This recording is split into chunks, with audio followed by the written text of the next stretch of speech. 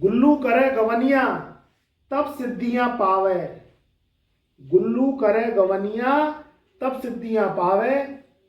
पति या पत्नी मिले ऐसा तुम्हें जो लूट लूट के खावे। अगर शुक्र का मंदा असर तुम्हारे जीवन में बरकरार आ रहा है, शुक्र तुम्हें बुलंदियां देने की बजाय तुम्हारे मुकद्दरों को पटक रहा है, तो फिर यह कथन तुम्हारे ऊपर सत्य साबित हो सकता है। शुक्र वैभव लक्ष्मी, शुक्र साक्षात हमारे पुरुषार्थ को दर्शाता है। सौंदर्य का रूप, प्रेम का रूप शुक्र जब मंदा असर देने लगता है, जन्म कुंडली के आधार को खराब करने लगता है। कलयुग में जब व्यक्ति को सामान से सम्मान मिलता है, सुंदरता से आकर्षण बढ़ता है, साफ वस्त्र पहनना शरीर को सुसज्जित करता है, डेली स्नान करना, स्वच्छ कपड़े पहनना, अपने जीवन में हमेशा टिप टॉप रहना, तैयार रहना, सज धज के रहना, ये एक अच्छे शुक्र की निशानियां होती है।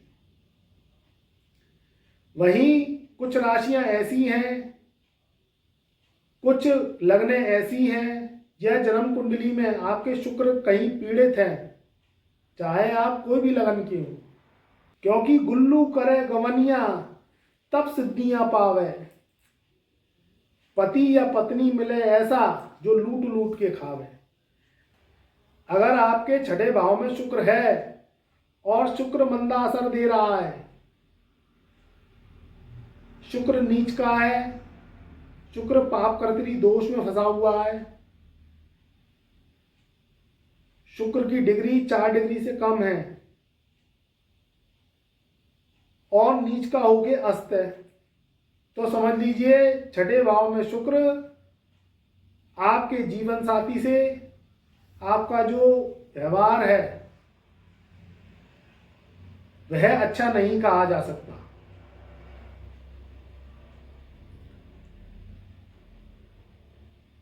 शुक्र की महत्वता जन्म कुंडली को सबसे ज्यादा मजबूती प्रदान करती है। शुक्र को प्रेम का कारक बताया गया है, जीवन में शुक्र को लग्जरी का कारक बताया गया है। लड़की की पत्रिका है तो शुक्र पति का रूप है उसकी कुंडली के लिए, और अगर लड़के की पत्रिका है और उसके लड़के की कुंडली में छठे भाव में शुक्र बैठा हुआ है तो वह उसकी पत्नी का रूप उसे दर्शाता है। शादी के बाद रिश्ते मजबूत हो, आपस में प्रेम बने, आपस में प्रेम की भावना बढ़े, यही जीवन की आधारशिला है। वहीं अगर आपकी जन्म कुंडली में छठे भाव में शुक्र होता है, नीच का शुक्र होता है, अस्त होता है, या पाप कर्तरी दोष में यानी राहु के संग बैठा होता है, केतु के संग बैठा होता है, तो ये आपके जीवन में आपके जीवन साथी को बेरुखा स्वभाव, चिड़चिड़ा स्वभाव, एक दूसरे पे दोषारोपण करना या उसको प्रताड़ित करना, उसको परेशान करना, उससे गुस्सैल स्वभाव, ये सब दिखवाता है। अगर ये सब चीजें रोज रोज होंगी तो वहां गृहस्थी की गाड़ी चलना मुश्किल हो जाती है।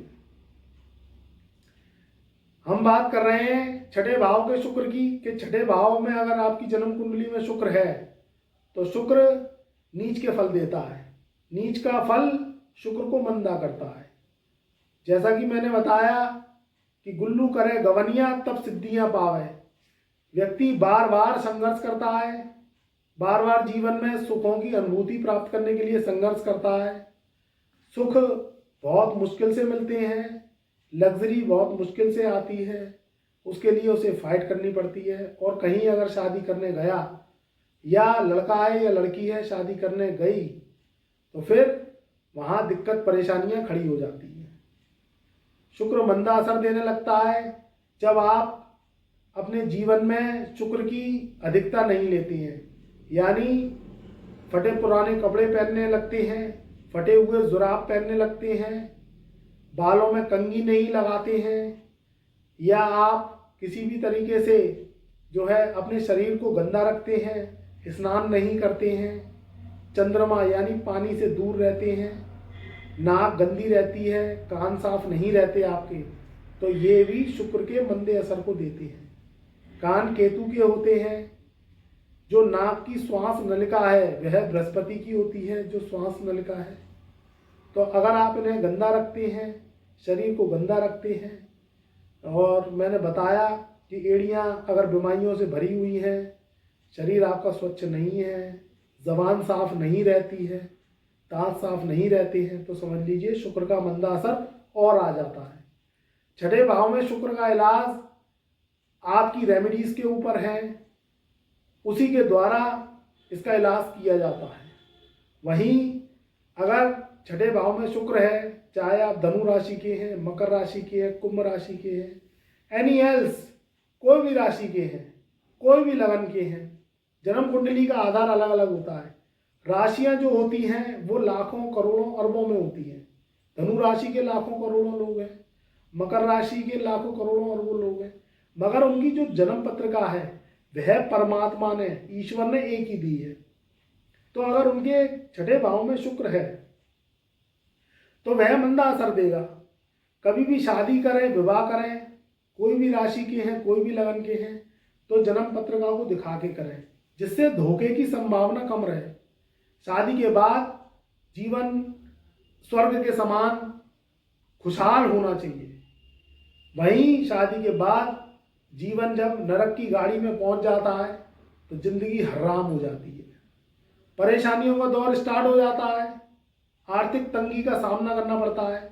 उसे अगर लड़की ससुराल में जाती है तो उसे ऐसा पति मिलता है कि उसे लूट लूट के खाता है, उसकी कमाई पर ऐशो आराम की जिंदगी बिताता है, और वो बेचारी जो लड़की है जो अपना पराया घर छोड़ के आई है वह क्या है, घुट घुट के जीती है, और वह जो कार करती है उस कार की जो मेहनत पसीने की, खून पसीने की जो कमाई है वह पति उसे लूट लूट कर खाता है। ये स्थिति छठे भाव के शुक्र को दर्शाती है। वहीं लड़के की कुंडली में छठे भाव में शुक्र है तो लड़की का प्रारूप खराब मिलता है, कहीं ना कहीं आपस में लड़ाई झगड़े की स्थिति होती है, या उसमें भी वही कॉन्सेप्ट होता है कि उसमें जो है उसमें जो लड़का है वो परेशान रहता है, वहाँ लड़की जो है उसको परेशान कहीं ना कहीं कुछ ना कुछ किसी न किसी बात को लेके करती है, आपस में लड़ाई झगड़े की स्थिति बनती है। तो ये आधार आपकी जन्म कुंडली पर निर्भर करता है, आपकी दशा पर निर्भर करता है। आपकी जन्म कुंडली में अगर शुक्र मंदा फल दे रहा है तो उसके उपाय करिए, उसकी रेमेडीज करिए, गुरु से मिलिए, अपनी कुंडली को दिखवाइए, जिससे अगर आप शादी करें तो उसके बाद दिक्कतें कम आए, परेशानियां कम आए। तो ये हमारा टाइटल था कि गुल्लू करे गवनिया तब सिद्धियां पावे, पति या पत्नी उसे मिले ऐसा जो लूट लूट के खावे। तो मित्रों, मैं गुरुदेव अंशुल अग्रवाल अपनी वाणी को यहीं विराम देता हूँ। तब तक खुश रहो, आबाद रहो, शादी ब्याह करो, जीवन में एक ही बार करो, परेशानियां कम आए तो गुरु से मिलो, कुंडली को एनालिसिस करवाओ, जिससे अधिक से अधिक आपकी परेशानियां सॉल्व हो सके, आगे आने वाली मुसीबत से बच सको, सावधान हो सको, क्योंकि कुछ कुंडली में परहेज होते हैं, कुछ उपाय होते हैं, इसी से ही आपकी ज़िंदगी संवर जाती है। तो मेरा प्यार भरा नमस्कार और शुभ आशीर्वाद।